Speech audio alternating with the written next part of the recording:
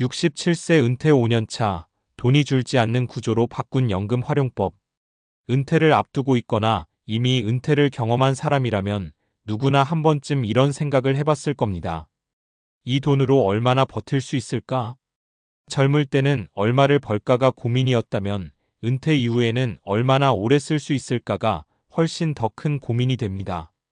통장에 찍히는 숫자는 점점 줄어드는데 앞으로 살아갈 시간은 생각보다 길기 때문이죠.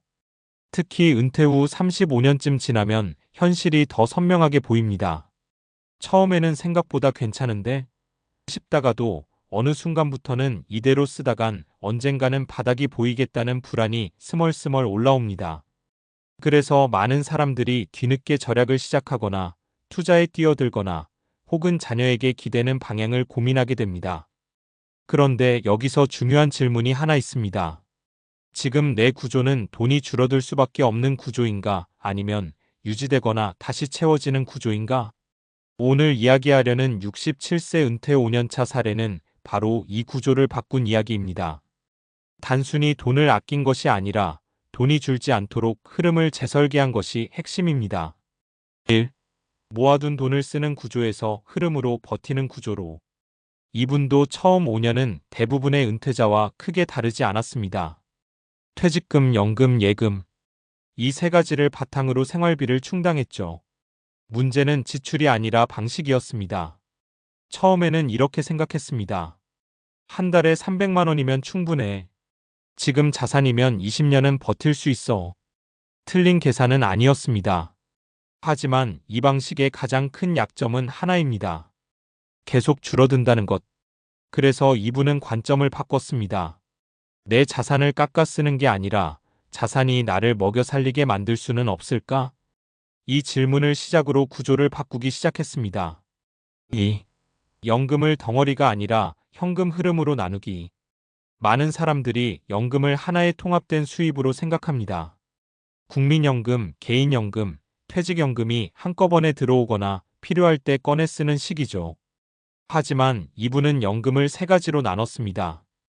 기본 생활비용 연금, 무조건 매달 나오는 안정적인 금액, 변동 생활비용 자금, 여행, 병원비, 경조사 등, 비상 및 장기 대비 자금. 이렇게 나누고 나니 큰 변화가 생겼습니다. 돈이 줄어드는 느낌이 아니라 흐름이 유지되는 느낌이 생긴 겁니다. 특히 기본 생활비는 절대 깨지지 않는 구조로 설계했습니다. 국민연금 일부 즉시연금 형태로 묶어버려서 최소한의 삶은 자동으로 유지되게 만든 것이죠. 3. 사례 한 번에 찾지 않고 나눠받기. 김씨 67세는 처음에는 퇴직금을 대부분 예금으로 넣어두고 필요할 때 꺼내 썼습니다. 금리는 낮고 물가는 오르니 체감상 돈이 빠르게 줄어드는 느낌이 강했습니다. 그래서 선택한 방법이 바로 연금화였습니다. 일부 자금을 즉시연금 형태로 바꿔 매달 일정 금액을 받도록 했습니다. 이렇게 하니 생활비 일부가 자동으로 채워지기 시작했습니다. 김씨 말이 인상적입니다. 원금이 줄어드는 건 똑같은데 느낌이 완전히 달라요. 내가 쓰는 돈이 아니라 들어오는 돈이 되니까 마음이 편해졌어요. 심리적인 안정감도 굉장히 중요한 요소입니다. 돈은 숫자이기도 하지만 동시에 감정이기 때문입니다. 4. 사례 생활비를 투자 수익으로 일부 대체하기. 박씨 68세는 조금 더 적극적인 선택을 했습니다. 전체 자산 중 일부를 배당형 자산에 배치한 것입니다. 물론 큰 리스크를 지는 투자는 아니었습니다. 변동성이 지나치게 큰 자산은 피하고 비교적 안정적인 배당 흐름이 있는 자산 위주로 구성했습니다. 결과적으로 매달 일정 금액의 배당이 들어오기 시작했고 이 돈을 생활비 일부로 사용했습니다. 핵심은 이것입니다. 자산을 줄여 쓰는 것이 아니라 자산이 일부를 벌어오게 만든 것. 박 씨는 이렇게 말합니다. 예전에는 통장에서 빠져나가기만 했는데 이제는 들어오는 것도 있으니까 덜 불안해요. 5. 사례 지출 구조를 고정비 중심으로 재편하기. 이씨 66세는 돈을 더 벌거나 굴리는 대신 구조 자체를 단순하게 만들었습니다. 기존에는 카드 사용, 변동 지출, 예상 못한 이 많았습니다. 그래서 매달 지출이 들쭉날쭉했고 계획이 잘 안 섰습니다. 그래서 이씨는 생활비를 이렇게 바꿨습니다. 주거비, 통신비, 보험료 등은 고정비와 식비, 여가비는 한도 설정, 현금 흐름 안에서만 소비. 이렇게 하니 놀랍게도 자산 감소 속도가 크게 줄었습니다. 이 씨는 이렇게 말합니다. 돈을 더 벌진 않았어요. 근데 돈이 덜 줄어요. 그게 제일 신기해요. 6. 결국 핵심은 금액이 아니라 구조. 세 사례를 보면 공통점이 있습니다. 누구도 갑자기 큰 돈을 벌지 않았습니다. 투자로 대박이 난 것도 아닙니다. 대신 바꾼 건 단 하나입니다. 돈이 흐르는 방식. 한 번에 쓰던 돈을 나눠받게 만들고, 일부 자산은 수익을 만들어내게 하고, 지출은 예측 가능한 구조로 바꾸고, 이렇게 하니 결과적으로 나타난 변화는 이것입니다. 돈이 줄지 않는 느낌. 물론 실제로는 조금씩 줄어들 수도 있습니다. 하지만 중요한 건 속도와 안정감입니다. 불안 없이 오래 유지할 수 있는 구조라면 그것이 바로 좋은 은퇴 설계입니다. 7. 지금 당장 점검해 볼 질문. 이 글을 읽고 있다면 한번 스스로에게 물어보는 것도 좋습니다. 나는 지금 자산을 꺼내 쓰는 구조인가, 흐르게 하는 구조인가? 내 생활비 중 자동으로 들어오는 돈은 얼마나 되는가? 예상 못한 지출이 내 계획을 흔들고 있지는 않은가? 이 질문에 대한 답이 명확해질수록 은퇴 이후의 삶은 훨씬 안정적이 됩니다. 은퇴는 끝이 아니라 새로운 방식으로 사는 시작입니다. 돈도 마찬가지입니다. 많이 모으는 것도 중요하지만 어떻게 흐르게 하느냐는 그보다 더 중요합니다. 67세, 은퇴 5년 차. 이 시점에서 구조를 바꿀 수 있다면 아직 늦지 않았습니다. 오히려 지금이 가장 현실적으로 그리고 효과적으로 바꿀 수 있는 시기일지도 모릅니다. 앞에서 이야기한 돈이 줄지 않는 구조는 단순한 요령이나 개인의 감각에서 나온 게 아닙니다. 실제로는 경제학, 재무설계, 그리고 인간의 행동 심리까지 깊게 연결된 이야기입니다. 그래서 이 다음 단계에서 꼭 짚고 넘어가야 할 건 하나입니다. 왜 어떤 구조는 돈이 빨리 줄고 어떤 구조는 오래 버티는가?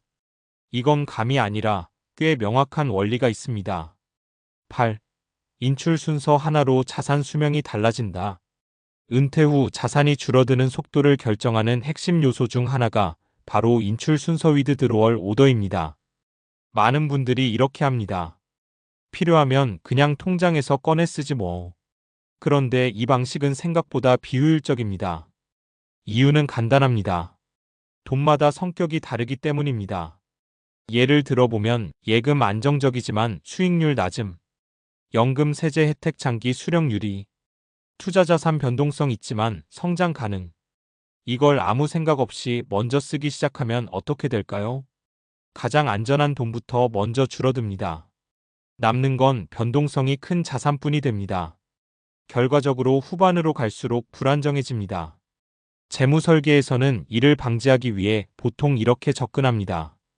1단계 고정 수입연금 최대 활용, 2단계 변동성 낮은 자산 보조 사용, 3단계 투자 자산은 최대한 오래 유지. 이 구조를 따르면 왜 좋을까요? 복리 효과 때문입니다. 투자 자산은 시간이 길수록 유리합니다. 초기에 건드리지 않고 뒤로 미루면 같은 자산이라도 훨씬 더 오래 버틸 수 있습니다. 9. 수익률보다 더 중요한 건 순서 리스크. 많은 사람들이 은퇴 준비에서 몇 퍼센트 수익률이냐에 집중합니다. 그런데 실제로 더 중요한 개념이 있습니다. 바로 순서 리스크 시퀀스 오브 리턴즈 리스크입니다. 조금 쉽게 풀어보겠습니다.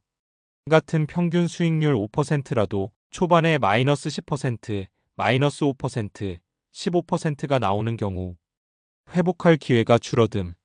이게 바로 은퇴자에게 치명적인 구조입니다. 그래서 앞 사례에서처럼 일부는 고정 수입으로 확보하고 일부는 안정적인 흐름을 만들고 투자 자산은 시간을 벌어주는 역할로 두는 것. 이게 단순한 전략이 아니라 리스크를 과학적으로 줄이는 방법입니다. 10. 인간은 줄어드는 돈에 훨씬 민감하다. 여기서 하나 더 중요한 요소가 있습니다. 바로 사람의 심리입니다. 행동경제학에서는 이런 개념이 있습니다. 손실 회피 성향 로스 어버전. 같은 100만 원이라도 버는 기쁨보다 잃는 고통이 훨씬 큽니다. 은퇴 후 통장에서 돈이 계속 빠져나가면 어떤 일이 생길까요? 실제보다 더 빠르게 줄어드는 느낌, 불안감 증가, 소비 위축 또는 과도한 위험 투자. 이게 반복되면 결국 두 가지 극단으로 갑니다. 지나치게 아끼다가 삶의 질이 떨어지거나 불안을 이기려고 무리한 투자에 뛰어들거나.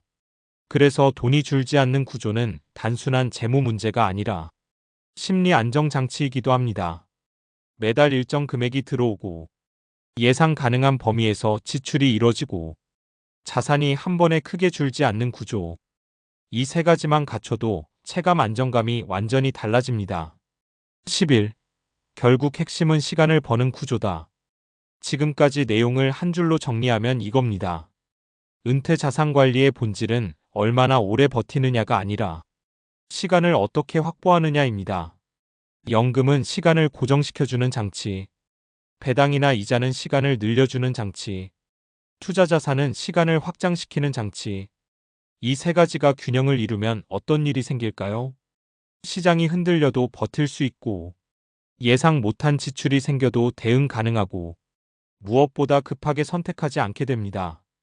은퇴 후 가장 위험한 상황은 지금 당장 돈이 필요해서 어쩔 수 없이 선택하는 것입니다.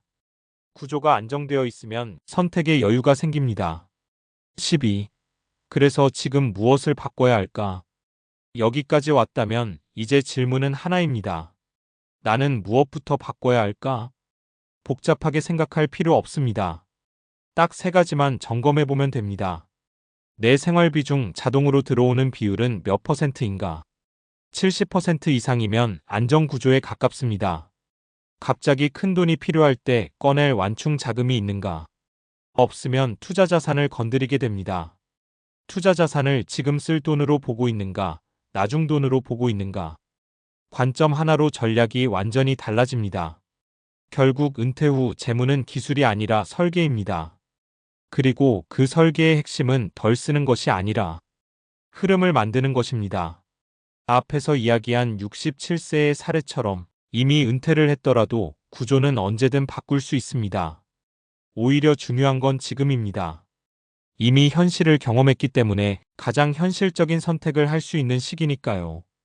돈이 줄어드는 삶이 아니라 돈이 버텨주는 삶으로. 그 차이는 생각보다 구조 하나에서 시작됩니다.